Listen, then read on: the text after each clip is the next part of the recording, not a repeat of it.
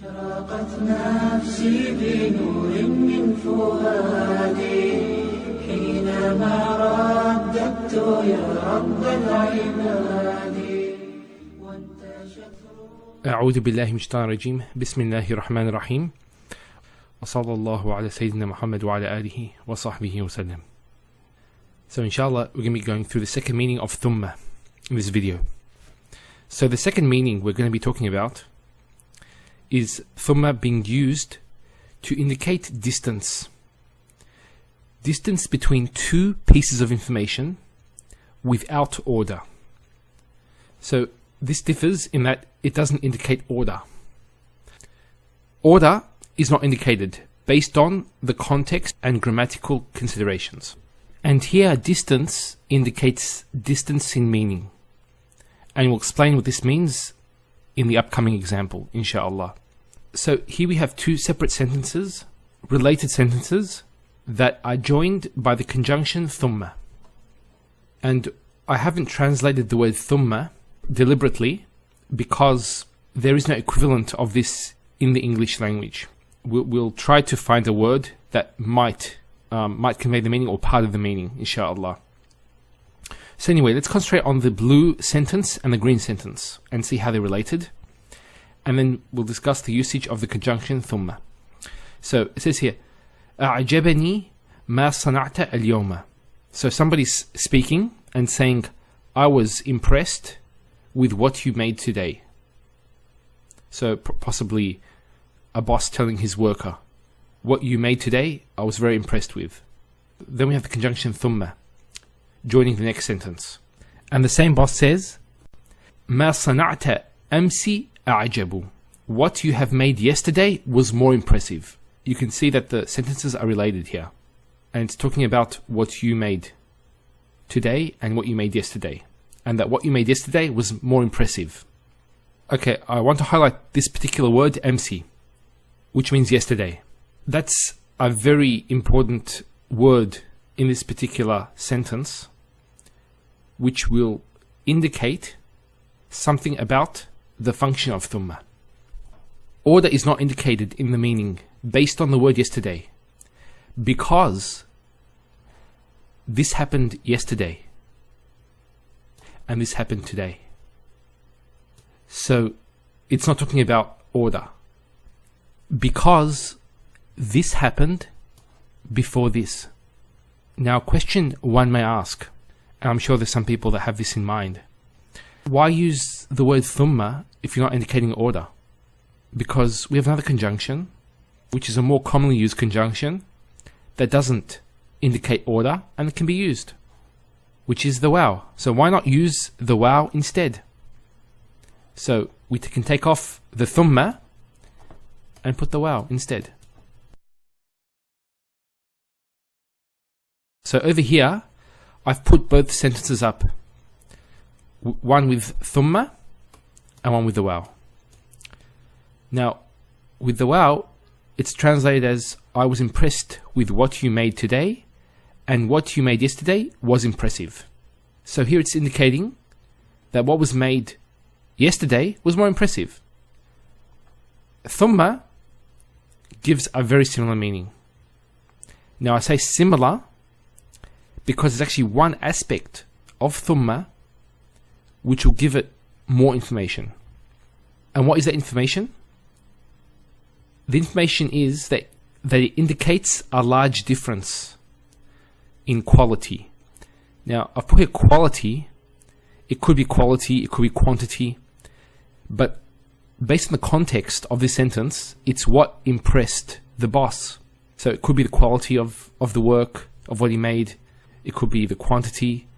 It's not mentioned specifically. So it could indicate a number of things. But what the important thing to note is that it's talking about what impressed the boss. And by putting the word Thumma, this indicates the great difference between how impressed the boss was with the worker today as opposed to yesterday. Yesterday he was much, much more impressed. And what would indicate that is the particle Thumma. If we put the wow instead, it would indicate that what he made yesterday was more impressive, it doesn't indicate how much more impressed he was yesterday than today. And that's only captured with the particle Thumma. So in front of us we have the ayah from Surah Al-An'am, the 6th surah of the Qur'an, and as you notice there's the word Thumma.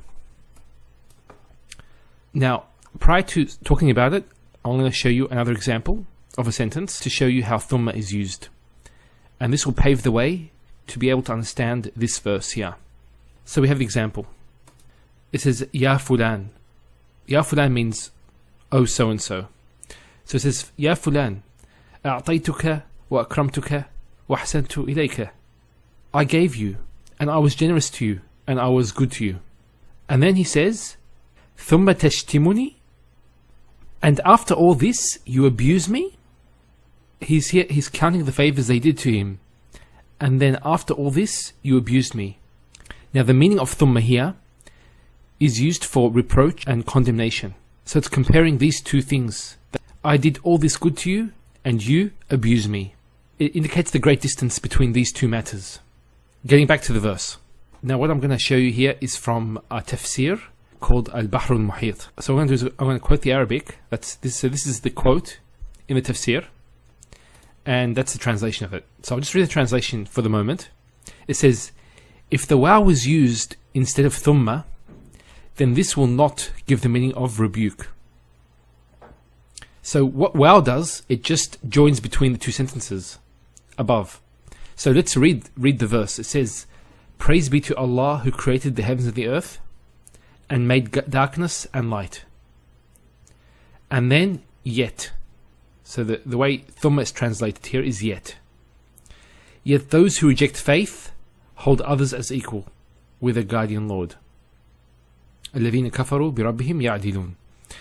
Now the waw, if waw had been used instead, it would actually join between the two nominal sentences, which are this here, that's number 1, and this over here, number 2.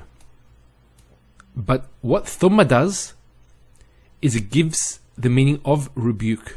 So Allah subhanahu wa ta'ala in this verse is condemning those who disbelieve and those who set up partners with Allah subhanahu wa ta'ala.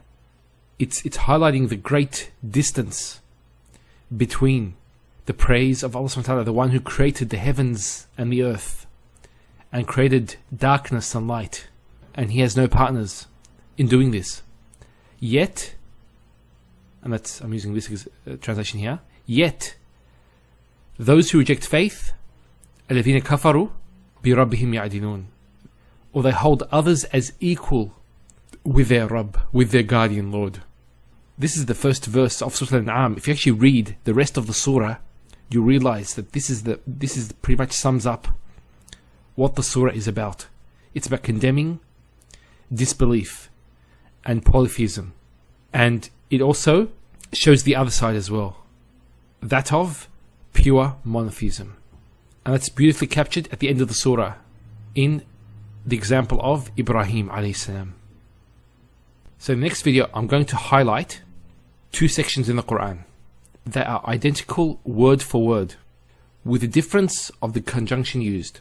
So there's two sentences or two statements made by Allah subhanahu wa ta'ala, and the difference between the two is just the conjunction that joins them. One uses Thumma and the other uses the waw, and we'll explain linguistically how appropriately both of these conjunctions were used. Please stay tuned for that. Wa sallallahu ala Sayyidina Muhammad wa ala alihi wa sahbihi wa sallam.